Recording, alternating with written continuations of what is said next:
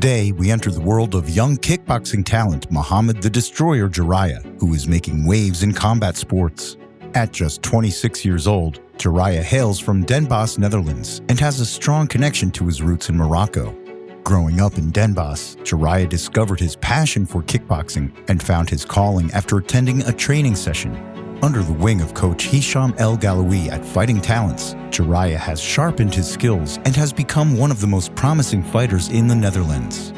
With his relentless determination and fierce spirit, Jaraya continued to rise to the top and take on the toughest opponents.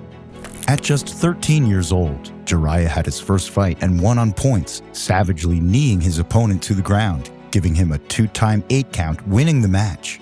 By 16, he signed a professional contract with fight organization Infusion and made his professional debut, defeating a huge French police officer in a 1-minute knockout. In 2014, Jaraya knocked out Mohammed Galawi in the second round and became the featherweight world champion at just 17 years old. In 2018, Jaraya signed a multi-year contract with Glory and made his debut with a win over Miles Simpson. After a loss to Mertel Grunhart in September 2018, Jaraya returned to his old gym and refocused on the featherweight division. 2018 turned out to be a tumultuous year for Mohammed, and controversy continued to follow. He was found guilty of brawling with 3 individuals in Breda while under the influence of alcohol. In a further incident, he attempted to confront another man in the courtroom, suspecting him of being responsible for the murder of his friend Yassine Mahidi. For both incidents combined, he ended up being sentenced with 140 hours of public service. His most recent fight with Glory was in December 2019, where he won on a unanimous jury decision against Masaru Glunder. He was supposed to fight again shortly after, but had to pull out due to ongoing injuries to his hand. After a 3-year absence in the ring, Mohammed was poised to make a comeback in kickboxing in February 2023, but his life took a disastrous turn. He's entangled in drug-related criminal conflict in the Netherlands. We'll take a close look at how this once promising talent's life has now seemingly met its downfall. Over the past 3 years, Jaraya has been seen flexing on Instagram, flaunting his lavish lifestyle, showing himself buying expensive gifts and dinners. He even bought his friend Lil Klein a $200,000 Audemars Piguet watch. Mohammed was spending most of his time in Dubai and Marbella, surrounded by famous rappers while making fun of all the people in COVID lockdown back home. Reports claim that Mohammed has kept company with some of the Netherlands' top drug lords during his time in Dubai, as he can be seen in pictures with people he jokingly calls Al Pacino, while wearing a $300,000 Richard Mille watch. He flaunts his wealth through posts of driving luxury cars and showing off his extensive watch collection and designer clothes on Instagram, while his fans mock his lifestyle, stating it seems like the young kickboxer is living like he's a 5-time world champion. But despite not having fought a single match in 3 years, his lavish lifestyle continued. This has raised questions on how he affords it. Dutch authorities have linked Jaraya to organized crime.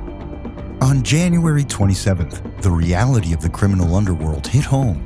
Jaraya was arrested and is facing charges of money laundering, drug trafficking, and weapons trafficking, as well as being targeted in criminal conflicts. According to reports, Jaraya has landed himself on a hit list due to a dispute over a stolen cocaine shipment. Unfortunately, this is not the first time kickboxers have been linked to organized crime, or even murdered in similar conflicts.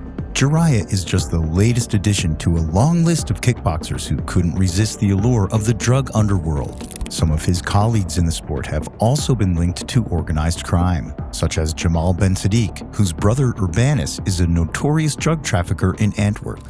The mayor of Antwerp has even banned Jamal from opening his own gym due to the risk of attack from his brother's enemies. Sadly, Tarek El Idrissi, one of the Netherlands' most talented kickboxers, also fell victim to organized crime, losing his life in 2014. Additionally, Hesdy Gergis was convicted for trafficking 128 kilos of cocaine into Antwerp, but managed to turn his life around and ended his kickboxing career in style, even after having served 4.5 years in prison. The criminal connections of Mohammed Jaraya may explain why his father's butcher shop in Den Bosch was targeted twice in attacks, including a grenade thrown at the store's door and 9 bullet holes in the door. A gym where Mohammed used to train was also targeted and suffered a grenade explosion, almost destroying the entire building. Jaraya's rise to the top in the kickboxing world and his recent arrest bring to light the duality of success and consequences. From a young age, Jaraya found his passion and became a world's champion, but his involvement in criminal activity has led to his downfall.